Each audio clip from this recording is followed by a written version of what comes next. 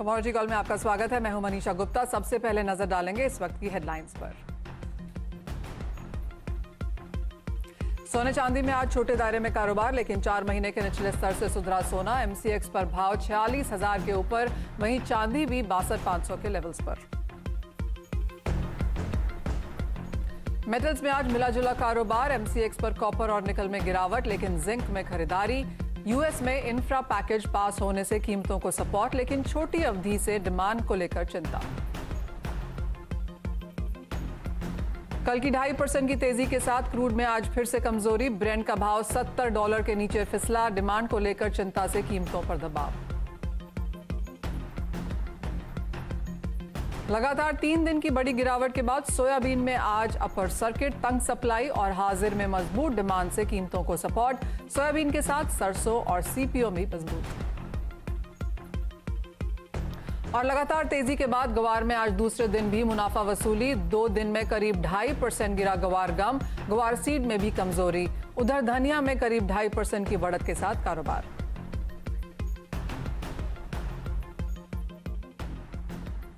हमारे साथ कार्यक्रम में जुड़े हैं HDFC सिक्योरिटीज के तपन पटेल और पैराडाइम कमोडिटीज के बीरेन वकील। आप दोनों का कार्यक्रम में स्वागत है। तपन, आपसे शुरुआत करेंगे। इंटरनेशनल मार्केट्स में काफी सारे डेटा का इंतजार है इस हफ्ते। कच्चा तेल क्लियरली EIA की रिपोर्ट की वेट करेगा, जो कि मंथली नंबर्स होंगे। इन सब के बीच आपकी टॉप पिक्स कहाँ हैं? जी, गुड इवनिंग मनीषा जी। मेरी टॉप पिक आज गोल्ड में है, और गोल्ड में जैसे आपने बताया कि 4 महीने के लो के स्तर से रिकवरी देखी गई है, और ओवरऑल जो 1670 की सपोर्ट रेंज है उसको अभी तक ब्रेक नहीं किया प्राइस ने। तो वहां से एक था कि जब तक ये ब्रेक नहीं करता तब तक के जो बुलिश ट्रेंड है वो कंटिन्यू रह सकता है। 2-3 दिन की बात है जब तक ये कंसोलिडेशन फेज से ये प्राइस बाहर आए। तो आज शायद प्राइस में बढ़ोतरी देखी जा रही है, और मुझे लग रहा है कि प्राइस यहाँ से वापिस से तेजी की ओर जा सकते हैं। तो बाइंग डिप्स की मैं सलाह देना चाहूंगा। 45,960 के लेवल से गोल्ड में बाय किया जा सकता है। पहला टारगेट 46,200 रहेगा, दूसरा 46,400 का रहेगा। स्टॉप लॉस जो है वो ओवरऑल 45,870 का रखना चाहिए। दूसरी मेरी पिक यहाँ पे क्रूड में रहेगी। क्रूड में ओवरऑल जो गिरावट आई थी तो वहां से डबल बॉटम की फॉर्मेशन है डेली चार्ट्स पे, और वहां से प्राइस में कल को हमको रिकवरी देखने को मिली थी। आज सेलिंग है, लेकिन आज की सेलिंग को शायद बाइंग अपॉर्चुनिटी में क्रिएट किया जा सकता है। तो 5,000 के लेवल से क्रूड ऑयल में बाय किया जा सकता है। टारगेट ऊपर में 5,090, और स्टॉप लॉस जो है वो 4,950 का रख के क्रूड ऑयल में भी बाय पोजीशन क्रिएट की जा सकती है। ऑलराइट, 2 बाइंग स्ट्रैटेजीज हैं यहाँ पर, सोने और कच्चे तेल दोनों में ही। बीरेन जी, आपके पास आना चाहेंगे, और एग्रीकल्चर स्पेस में आपकी टॉपिक्स यहाँ कहाँ होंगी? यहाँ अक्टूबर सोयाबीन में बाइंग प्रेफर करूंगा। वैसे आज तो अपर सर्किट है, बट कल अगर 6250 63 के आसपास अगर मिले तो बाइंग प्रेफर करेंगे। 6600 6700 6650 67 तक का टारगेट रहेगा, और स्टॉप लॉस 6000 का रहेगा।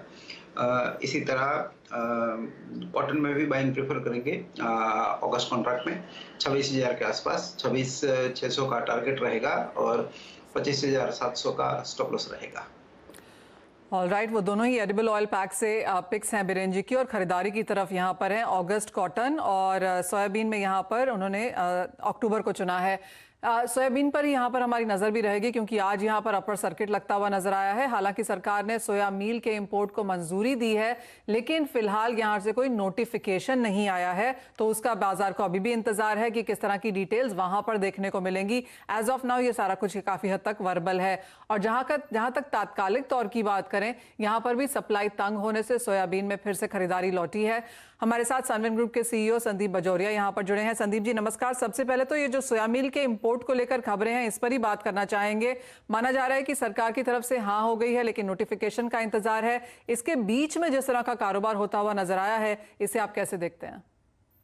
मनीषा जी, आपने सही बात की है कि देखिए, आफ्टर ऑल 40,000 टन का वेसल कोई लाएगा तो उसे कुछ ब्लैक एंड व्हाइट में चाहिए, और नोटिफिकेशन बहुत जरूरी है। उसके बिना किसी की कमर्शियल डील करने की हिम्मत नहीं बन सकती है। वो एक मैटर मसला अटका हुआ है, और इस कारण से ये, और फिजिकल मार्केट बहुत टाइट है, तो इस कारण से हमने देखा सोयाबीन आज वापस सर्किट तक चला गया है। आजकल मार्केट में सर्किट एक नॉमिनल चीज हो गई है। 6% प्लस माइनस होना तो हम देख रहे हैं हर वेदर ऑयल है या सीड है या कोई भी कमोडिटी में नॉर्मल हो गया है। तो वॉलेटिलिटी इंडेक्स जो है बहुत हाई है कमोडिटीज में आज के दिन। और इसको डील करना हमारे लिए बहुत ज़रूरी हो गया है। उसी तरह से हम देख रहे हैं सोयाबीन के असर से आज सरसों सीड भी 3.25% अप चला गया है। और उसके बाद अब कैस्टर सीड का नंबर है कि कैस्टर सीड भी कह रहे हैं 6,500 हो जाएगा। तो आई थिंक ये सब सीड्स जो हैं ये बहुत ज्यादा सस्ते बिक रहे थे, तो अभी वो अपनी एक प्राइस डिराइव कर रहे हैं, वो राइट प्राइस। आप ये नहीं कह रहे हैं कि बहुत सस्ते से बहुत महंगे हो गए हैं, लेकिन संदीप जी एक और सवाल ये भी है कि अगर सोया मील का नोटिफिकेशन आ भी जाता है तो इंपोर्ट करते करते भारतीय बाजारों में आते आते कितना समय लग जाएगा, और उसके बीच में आपको लगता है कि भाव और तेजी से बढ़ पाएंगे? हाँ, ये भी बहुत इम्पोर्टेंट बात कही आपने, क्योंकि एक लीड टाइम होता है हर चीज़ के लिए। ब्राज़ील अर्जेंटीना से कोई भी आप मील का वेसल खरीदोगे तो उसको आने में 35-40 दिन लग जाते हैं। तो लीड टाइम बहुत है, और मीन टाइम में हमारा नया सीजन का क्रॉप अक्टूबर में आना शुरू हो जाएगा। वो हमें तो ज़रूरत है इमीडिएट मील की, और इमीडिएट मील सिर्फ बांग्लादेश से अगल बगल से थोड़ा बहुत आ सकता है, लेकिन बड़ी क्वांटिटीज़ का जो है वो तो बड़े डेस्टिनेशन से अमेरिका से ही आएगा, और उसको समय लगेगा अपने आप में। कुछ वेसल डाइवर्ट होने की कोशिश हो सकती है, लेकिन फिर भी लीड टाइम है सब चीज़ के लिए, तो वो बहुत इंपॉर्टेंट फैक्टर हो रहा है। उसी का असर हम देख रहे हैं जिस तरह से रिएक्ट कर रहा है, तो ये हमें सब कंसिडर करना पड़ेगा, बिकॉज इतना इजी नहीं है एक शॉर्ट विंडो में बहुत सारा करना। एक पाम ऑयल जैसी चीज़ थी जो पामोलिन गवर्नमेंट ने ओपन किया, तो पामोलिन की वॉयज 8-10 दिन की है, वहाँ इमीडिएट छोटे छोटे वेसल मिल जाते हैं, पामोलिन फटाफट आ जाता है, तो उसका मसला अलग था। और ये सोया मील एक अलग कमोडिटी है, तो वो एक बात है। बट एक और मनीषा जी इम्पोर्टेंट बात आज जैसे बात निकली है, तो देखिए आज मलेशियन मार्केट करीबन 7.25% अब बंद हुआ है। मलेशियन पाम ऑयल बोर्ड की आज मंथली रिपोर्ट आई है, उसमें स्टॉक जो 16,40,000 टन होना चाहिए था, वो जुलाई एंड का स्टॉक सिर्फ 15 लाख है जी। तो इसीलिए मलेशियन मार्केट ने आज बहुत बड़ा अपस्विंग लिया है जी। और हम उसी तरह से देख रहे हैं कि सोया ऑयल और स्कूट पाम ऑयल दोनों में आज 3 रुपए किलो बढ़त हो चुकी है मार्केट में। तो मार्केट एक सडनली वापस 48 घंटा में एक डिफरेंट मोड में चला गया है, एंड जो बियरिश फीलिंग आ रही थी उससे बुलिश फीलिंग में मार्केट आ गया है। सो एक तो वोलेटिलिटी बहुत है, और मार्केट के भी इमोशनल स्विंग्स बहुत हैवी है। एक मोमेंट में मार्केट आपको लगेगा कि कोई बायर ही नहीं है, और दूसरे मोमेंट पे लगेगा कोई सेलर ही नहीं है। तो ये दोनों फीलिंग्स विद इन 48 आवर्स आज के जमाने में मिल रही है। तो ये सब काम जो है ना डीप पॉकेट्स वालों का है, छोटे मोटे लोगों का इसमें काम नहीं रहा है। जिनकी रिस्क मैनेजमेंट है, जिनकी मनी के डीप पॉकेट्स है, वही लोग इस तरह की वोलेटिलिटी को हैंडल कर सकते हैं। तो इससे क्या हो रहा है, छोटे लोग सिस्टम से एलिमिनेट होते जा रहे हैं, एंड इंडस्ट्री ज्यादा कंसोलिडेट होती जाएगी, ज्यादा ऑर्गेनाइज होती जाएगी। ये इसका अल्टीमेट असर ये होने वाला है एब्सोल्युटली। और जिस तरह की वॉलेटिलिटी हम यहाँ पर बनता हुआ देख रहे हैं, आप सही कह रहे हैं कि बहुत ही इरैशनल और बहुत ही ज्यादा जैसे आपने कहा इमोशनल स्विंग्स जैसी ये वॉलेटाइल मूव्स यहाँ पर फिलहाल देखने को मिल रही हैं। संदीप जी बहुत शुक्रिया, और बहुत बेहतर वर्ड्स में उसको हमारे दर्शकों के सामने रखने के लिए भी। बीरेन जी आपने यहाँ पर खरीदारी की राय सोयाबीन में तो दी है, लेकिन सरसों, सीपीओ, सोया ऑयल सभी में यहाँ पर बढ़त है, क्या खरीदारी की राय क्रॉस सेक्टर है? मस्टर्ड में मैं बाई साइड में थोड़ा कम कंफर्टेबल हूँ, बट सीपीओ में मैं जरूर बुलिश हूँ। यहाँ मेरा कन्विक्शन भी है, क्योंकि आज स्टॉक वहाँ 4 महीने के लो पे है, और वहाँ कोविड थोड़ा ज़्यादा है, और सप्लाई डिस्ट्रिब्यूशन भी आगे काफ़ी दिख रहा हूँ मैं। तो सीपीओ में मैं कंफर्टेबल हूँ बाई साइड में। सोयाबीन रिफाइंड फिलहाल अवॉइड करूँगा, मस्टर्ड भी फिलहाल अवॉइड करूँगा। सोयाबीन और सीपीओ ये दोनों बेट थोड़ी हेज टाइप के बेट है, और ग्लोबल मार्केट्स है, तो मुझे उसमें थोड़ा बाइंग साइड में कन्विक्शन भी है, कंफर्ट भी है। ऑलराइट, ये तो बात हुई कमोडिटीज की, लेकिन प्रधानमंत्री मोदी एक एड्रेस यहाँ पर कर रहे हैं, सीधे चलते हैं उनके पास।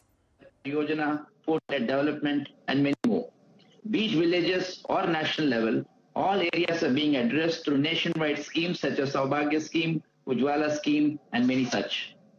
Today, India is proud to have some of the best airports, along with the third largest aviation market in terms of domestic operation in the world.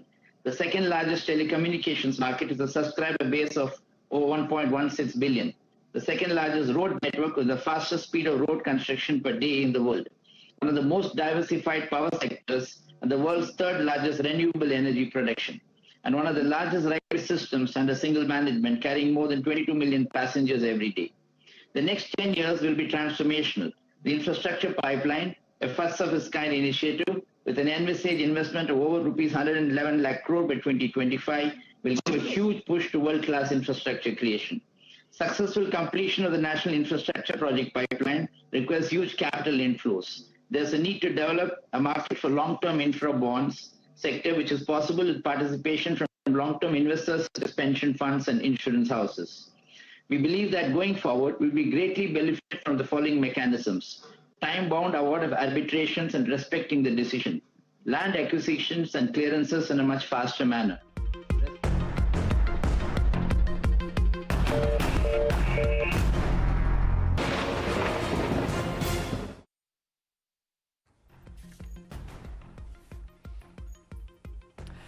Commodity call में आपका स्वागत है। आप जोड़ेंगे अपने साथ अपने दर्शकों को, लेंगे उनके भी सवाल, और लेकिन उससे पहले एक नज़र यहाँ पर कच्चे तेल में डाल लेते हैं, जहाँ पर हमने 70 के लेवल्स फिर से बनते हुए देखे हैं। आपसे जानना चाहेंगे यहाँ पर कि किस तरह की मूवमेंट यहाँ पर अब कच्चे तेल में रह सकती है। आपकी खरीदारी की राय यहाँ पर ज़रूर थी, लेकिन क्या ये बाइंग लेवल्स नियर टर्म है, क्या लॉन्गर टर्म हमको लगता है कि यहाँ पर कच्चे तेल में सपोर्ट रहेगा? जी, मुझे लग रहा है कि कच्चे तेल में यहाँ से सपोर्ट ये लॉन्ग टर्म रहेगा, क्योंकि जो गिरावट आनी थी, जो एक तो फैक्टर था कि वायरस केसेस बढ़ रहे हैं वो, और सेकंड थिंग के जो प्रोडक्शन लेवल्स है वो भी यूएस की इन्वेंट्री जो लगातार 2-3 वीक से बढ़ती आ रही थी, तो उसके कंसर्न्स थे, उसके कारण ये गिरावट देखने को मिली थी। लेकिन मुझे लग रहा है कि सेकेंड हाफ में डिमांड ज़्यादा पीक पे रहेगी, और जो डेल्टा वायरस के जो वरीज है वो आई थिंक मिनिमल रहेगी, तो उसका इफेक्ट ज़्यादा नहीं होगा। तो ये कारण से जो गिरावट आई है उसको बाइंग अपॉर्चुनिटी कंसीडर करना चाहिए। 63 से 65 की सपोर्ट रेंज है, बहुत ही स्ट्रांग है, तो वहाँ से प्राइस में रिबाउंड आ सकता है, और यहाँ से बाइंग के लेवल्स बहुत ही अच्छे हैं। ऊपर जाके मुझे लग रहा है कि वापस से 74-75 की रेंज जो है वो क्रूडल गेन कर सकता है, तो बाइंग इसकी जो स्ट्रेटेजी है वो कंटिन्यू रखनी चाहिए। Alright, point taken. यानी कि खरीदारी यहाँ पर नियर टर्म में, स्लाइटली लॉन्गर टर्म में भी आप रख सकते हैं। हमारे साथ अब मीरठ से राकेश फोन लाइन पर मौजूद है। नमस्कार राकेश, क्या है आपका सवाल? मैम हमें कॉटन के ऊपर पूछना है, 1-1.5 महीने में कॉटन का भाव कहां तक जा सकता है? बीरेन जी, कॉटन में खरीदारी है राकेश की, जानना चाहते हैं कि 1-1.5 महीने तक यहाँ पर भाव कैसे रह सकते हैं? फिलहाल तो जो मानसून का ब्रेक है और कहीं कहीं थोड़ा स्ट्रेस भी है फसल में, इंटरनेशनल कॉटन काफ़ी तेज है, तो इंडियन टर्म्स में हम नियर टर्म 2-3 वीक का अगर व्यू देखें हम, तो 26,827 तक जा सकता है। नई फसल सामने है, इसलिए लंबा व्यू हम नहीं ले सकते। टेकन, तो वो एक रेंज है जो कॉटन में फिलहाल बनती हुई नजर आ रही है, लेकिन आगे बढ़ेंगे और चंदौली से रवि को अपने साथ फोन लाइन पर जोड़ेंगे। नमस्कार रवि, क्या है आपका सवाल? जी नमस्कार जी। तो मैडम यही सवाल है कि जैसे ये सिल्वर का जो है इस समय क्या स्थिति चल रहा है, जैसे बाई किया जाए या सेल किया जाए? आपकी कोई पोजीशंस अभी हैं क्या रवि? जी हाँ, हमारा 1 लाख बाई है। किन लेवल्स पे? जी 1 लाख बाई है हमारा। ओके, एक लॉट में चांदी में खरीदारी करके ऑलरेडी बैठे हैं। तपन जानना चाहते हैं कि इन करंट स्तरों पर जहां पर हमने मुनाफा वसूली आते हुए देखी है, क्या करना चाहिए? आप बाय की रिकमेंडेशन देंगे या सेल की, और क्या टाइम पीरियड? जी, यहाँ से मैं चांदी को एक्सपेक्ट कर रहा हूँ कि वापस से शॉर्ट रिबाउंड आ सकता है, तो बाइंग ही मैं सलाह देना चाहूँगा। बाइंग इसका व्यू रखे, 62,500 की रेंज जो है वो बाइंग के लिए अच्छा है। 62,000 के बिलो का स्टॉप लॉस मेंटेन करके बाय करना चाहिए। टारगेट ऊपर में वापस से ये 63,800, 64,500 की रेंज जो है वो अटेंड कर सकता है, क्योंकि फिर गिरावट जो आई थी काफ़ी बड़ी थी, तो यहाँ से एक पुल बैक जो है वो डेफिनेटली एक्सपेक्टेड है, तो वही आ सकता है। तो आई थिंक 1 वीक के भी अगर आप टाइम लिमिट ले रहे तो वहाँ से भी आपको अच्छा मुनाफा यहाँ से चांदी में मिल सकता है।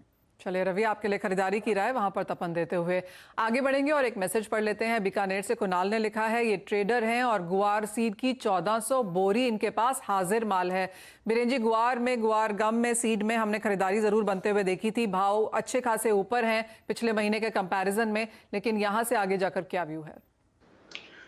ऊपर में थोड़ी हेजेस लोगों की बिकवाली है, इसमें फिजिकल उनके पास है तो वो हेज करेंगे, तो वो उनका risk, price risk lock in हो जाएगा और ब्याज की भी 1.25% की इनकम चालू हो जाएगी। आगे बढ़ेंगे और अहमदाबाद से चिराग को अपने साथ फोन लाइन पर जोड़ लेते हैं। नमस्कार चिराग, क्या है आपका सवाल? नमस्कार मैडम, मेरा 47,600 पे गोल्ड बाई किया हुआ है जी, तो बाकी मुझे कब तक यहाँ पे मिलेगा? तपन 47,600 के 2 लॉट्स खरीदारी में हैं सोने के, और हल्की सी बाइंग हमने सोने में भी लौटते हुए देखी है। आपकी बाइंग कॉल भी है, चिराग क्या करें? जी, करंट लेवल से पुल बैक मेरे को लग रहा है कि 46,500 तक आ सकता है। अगर उसके ऊपर प्राइसेस क्रॉस करते हैं तो वापस से 47,200 47,500 की रेंज जो है वो आ सकती है। तो अभी फिलहाल यही मैं राय देना चाहूंगा कि पोजीशन अपनी होल्ड रखे और स्टॉप लॉस जो है वो बना के रखे। आप 45,600 का जो ओवरऑल स्टॉप लॉस जो है वो आप पकड़ के रखे और पोजीशन अपनी होल्ड रखे, क्योंकि पुल बैक प्राइस में डेफिनेटली आएगा तो आपको अपनी जो कॉस्ट जो है वो आपको फिर से मिल सकती है। ऑलराइट चिराग, वो आपके लिए राय है कि स्टॉप लॉसेस यहाँ पर जरूर लगाएं और पुल बैक की एक्सपेक्टेशन गोल्ड में है तो आप यहाँ पर वापस मुनाफे में लौटते हुए नजर आएंगे। लेकिन इसी के साथ तपन बीरेन जी, बहुत शुक्रिया साथ जुड़ने के लिए। कमोडिटी कॉल में आज इतना ही, मुझे दीजिए इजाजत, नमस्कार।